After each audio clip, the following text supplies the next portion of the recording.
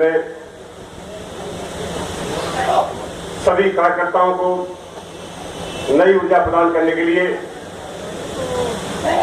हमारे बीच श्रीमती जोसेफ सिंधिया जी, उनका मैं इस ग्वालियर भूमि पर वंदन करता हूं, अभिनंदन करता हूं और तालियों के साथ मैं चाहता हूं सभी कार्यकर्ता स्वागत करें।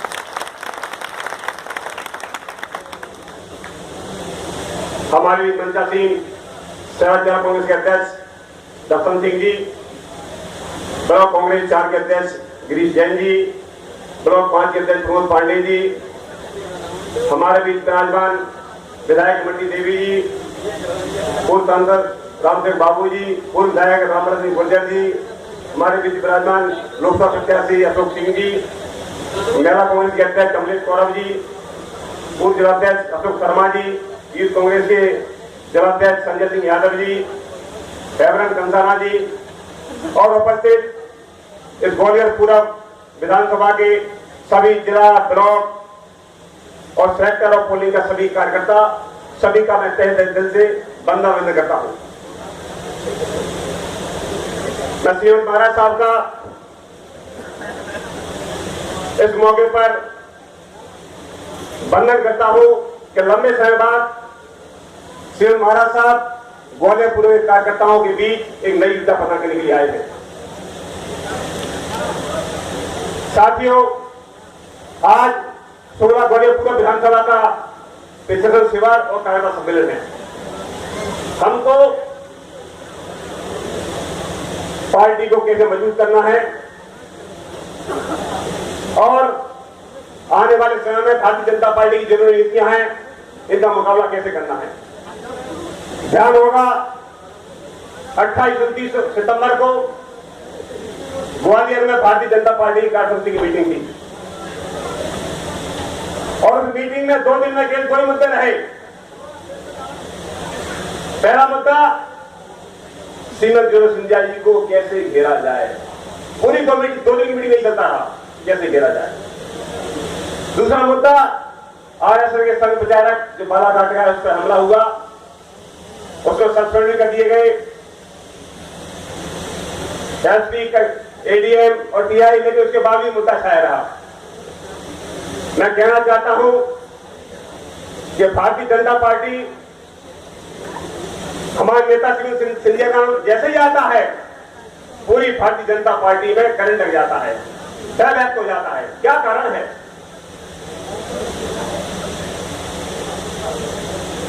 इनको 2 दिन की कार्यसमिति मीटिंग में सुधनी आई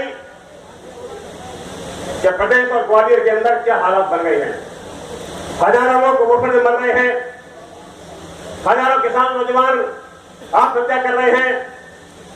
जैसे में सिंपल सी स्टील फाउंड्री रेल बंद पड़ा हुआ है, मालपुर के तमाम सारे उद्योग बंद हो गए हैं। ग्वालियर के तमाम सारे अस्पतालों में पिछले 6 महीने के अंदर 35 लेकर 40 सुल्ताना दम तोड़ दिया है। इसकी सुध नहीं आई। एक बड़े बड़े सांसद हैं, बयानबाजी बहुत करते हैं। तो बयान दे रहे थे कि श्रीमती सिंधिया ने ग्वालियर के लिए क्या किया है, पंजाब के लिए क्या किया है। शायद भूल गए, इस ग्वालियर अंचल में जहां भी निगाह मारोगे, वहां ग्वालियर अंचल के अंदर श्री सिंधिया जी के पुरखों ने और इस परिवार में जहां निगाह मारोगे, इस विकास की इबारत लिखी है।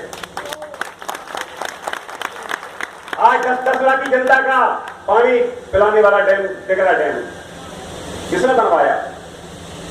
आज 10 लाख जनता पानी पी रही है। टिकरा डैम किसकी डैम? श्रीमती सिंधिया की प्रखों की डैम। क्या आप पिछले 40 सालों के अंदर नगर निगम आपकी है, प्रदेश में सरकार आपकी है, क्या आप इस ग्वालियर की प्यास बुझाने के लिए कोई नई व्यवस्था कर पाए? नहीं। ग्वालियर में स्वास्थ्य सेवाओं के लिए सेहत हॉस्पिटल किसने बनवाया? श्री सिंधिया जी की प्रखों ने। क्या आप कोई नया हॉस्पिटल डेवलप कर पाए? रोज मर रहे हैं पृथ्वी पर, रोज मरीज दम तोड़ रहे हैं। क्यों? कि जेएस हॉस्पिटल पे इतना दबाव है पूरे संभाग भर का, पूरे प्रदेश भर का, कि मरीज बन नहीं रहे हैं। आपको ध्यान होगा कि गोला मंदिर पर 1000 बिस्तरों के अस्पताल का शिलान्यास गिरासानी महाराज साहब के टाइम में हुआ था, और वो आज भी जिंदा है। यदि वहां 1000 बिस्तरों का हॉस्पिटल बन जाता तो आज जो हॉस्पिटल की व्यवस्था है, जिसके चलते मरीज दम तोड़ रहा है, मेरा दम तोड़ रही है, जिसके समय ये नहीं होता। हम कहना चाहते हैं गाल बजाने से कुछ नहीं होगा। आप बताइए, आपने ग्वालियर के लिए क्या किया है? 2 बार ग्वालियर के अंदर इन्वेस्टर मीट हुई, 2 बार करोड़ों रुपए खर्च किए, क्या एक भी नया उद्योग लाए?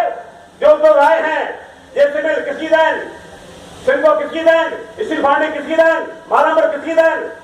जैसी मिल सिम्को स्टील फाउंड्री में 20,000 मजदूर काम करता था, आज बंद पड़ा हुआ है।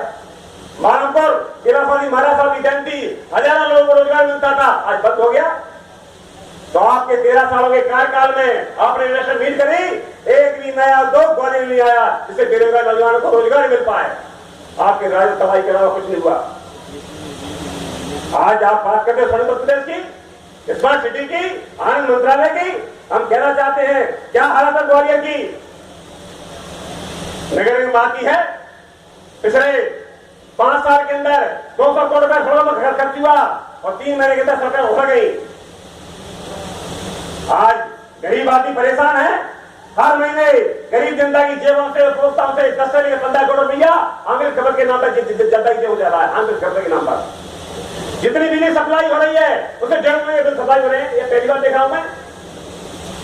1,32,00,000 यूनिट की बिजली आ रही है यहाँ पर, बिल सप्लाई बिल जारी हो रहे हैं 1 करोड़ बिल सप्लाई यूनिट के। ये भाजपा राज नहीं संभव है कि जितनी बिजली आ रही है उससे 1.5 महीने बिल जारी हो रहे हैं। जनता को लूटने का काम कर रहे हैं आप। तो आमिर खपत के नाम पर जनता को लूट रहे हैं। हर महीने 10 से 15 करोड़ रुपये जनता की जेब से लूटा जा रहा है। जेब हॉस्पिटल में, सिविल हॉस्पिटल में लोग मर रहे हैं और आप महाराज साहब को घेरने का काम करेंगे, कार्यकर्ताओं पर आप मुकदमा लगाने का काम करेंगे। अभी पिछले दिनों प्रद्युम्न सिंह तोमर धरने बैठे थे, 3 दिन धरना हुआ, उनका होटल तोड़ दिया जाएगा, उनका स्कूल तोड़ दिया जाएगा। राम मंदिर गुजर बैठे हैं, इनकी जमीनों में नफाई हो गई। क्या कसूर है? जो जनता की लड़ाएगा उसकी आवाज भारतीय जनता पार्टी सरकार और प्रशासन दबाने का काम करेगा। हम कहना चाहते हैं भाजपा सरकार से, प्रशासन से, क्या तुम कितना जुर्म कर लो, जुर्म जितना करोगे उतनी हमारी बारी ऊंची होगी। तुम्हारी जेलों लाठी उतरने वाली नहीं है। मैं कार्यक्रम कहना चाहता हूं कि आज पूरे प्रदेश के अंदर जनता ससक रही है। किसान, मजदूर, नौजवान परेशान है, व्यापारी परेशान है। जिस व्यापारी ने, जिस मजदूर ने भारतीय जनता पार्टी सत्ता में पहुंचाया वो किसान, मजदूर और व्यापारी परेशान है। जनता बदलाव चाह रही है, लेकिन जरूर जरूरत इस बात की है कि हमको भी अब टेक्निक करना पड़ेगी। ये बातों से क्यों नहीं चलेगा? इस विधानसभा के अंदर पिछले चुनावों में 273 पोलिंग है। ये सब 273 पोलिंगों से आप चुनाव जीते। 120 पोलिंग पर 153 पोलिंग कांग्रेस हारी है। भले ही 19 वार्ड है, 19 वार्ड में 10 वार्ड आप जीते, लेकिन पोलिंग 120 जीते हैं। 153 पोलिंग हारे हैं। क्यों हारे हैं? उसका कारण हम और आप हैं। जब तक पोलिंग पर हम लोग अपने तंत्र को मजबूत नहीं करेंगे तब तक लड़ाई जीतेगा नहीं है। 13 सालों के अंदर भारतीय जनता पार्टी के अंदर बाहुबल भी आया है, पैसा भी आया है, इतने बलशाली हो गए हैं, इनको केवल जनबल से ही हमारा हरा पाएंगे।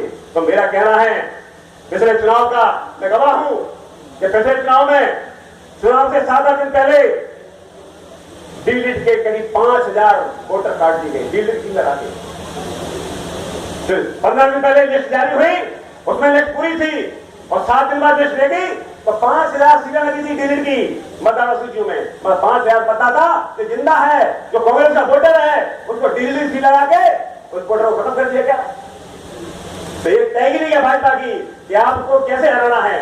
हम लोग 5 साल संघर्ष करेंगे जनता के लिए, मजदूर के लिए, किसान के लिए, व्यापारी के लिए। और चुनाव में ये जो टेक्निक अपनाते हैं उस टेक्निक को आपको जवाब देना पड़ेगा। हमको अपने बोले की सरकार मजबूत करना पड़ेगा, हमको अपना बीएलए मजबूत करना पड़ेगा। हम लोग जागते हैं चुनाव में, ये जागते हैं अभी से। हमको एक वोटर लिस्ट पोलिंग की चेक करना पड़ेगी कि वोटर लिस्ट के अंदर क्या गड़बड़ी करते हैं, और वोटर लिस्ट के अंदर गड़बड़ी चेक नहीं कर पाएंगे तो लड़ाई को निश्चित तौर पर हम मुकाम तक नहीं पहुंचा पाएंगे। तो मेरा कार्यक्रम कहना है, आने वाला समय संघर्ष का है। हमको जनता की लड़ाई, सवाल पानी का, बिजली का, सड़क का, पुलिस अन्याय का, जनता के साथ अन्याय का, व्यापारी से अन्याय का, हर अन्याय में कार्यकर्ता को गली गली, मोहल्ले मोहल्ले जाना पड़ेगा। आजादी के आंदोलन में कोई लड़ाई के लिए महात्मा गांधी लड़ी, महात्मा गांधी तो प्रतीक थे, लेकिन गांव गांव, गली गली अंग्रेजों के खिलाफ लोगों ने झंडा हाथ में पकड़ा और अंग्रेजों को भगाने का काम किया। आज 13 साल के अंदर भारतीय जनता पार्टी ने पूरे प्रदेश को चौपट कर दिया है, पूरे प्रदेश को कंगाल कर दिया है। कांग्रेस राज में 20,000 करोड़ का ड्राफ्ट था, आज कितना हो गया? 1,60,000 करोड़ का खजाना खाली, कर्मचारियों का पानी तनख्वाह नहीं है। तो मेरा आपसे आग्रह है साथियों कि आज के सम्मेलन में हम लोग संकल्प लेके जाएं कि महाराज साहब को मजबूत करना है। हम सभी कार्यकर्ताओं को, ग्वालियर के सारे साथियों को महाराज साहब ने कहना, महाराज साहब अब आप ग्वालियर को बिल्कुल छोड़ दीजिए, ग्वालियर हम लोग देखेंगे। आपको तो आने वाले समय पूरे प्रदेश की लड़ाई लड़ना है और प्रदेश में भारतीय जनता पार्टी सरकार को बेनकाब करने के लिए महाराज साहब आज नेतृत्व कार्य तैयार है। जय हिंद, जय भारत।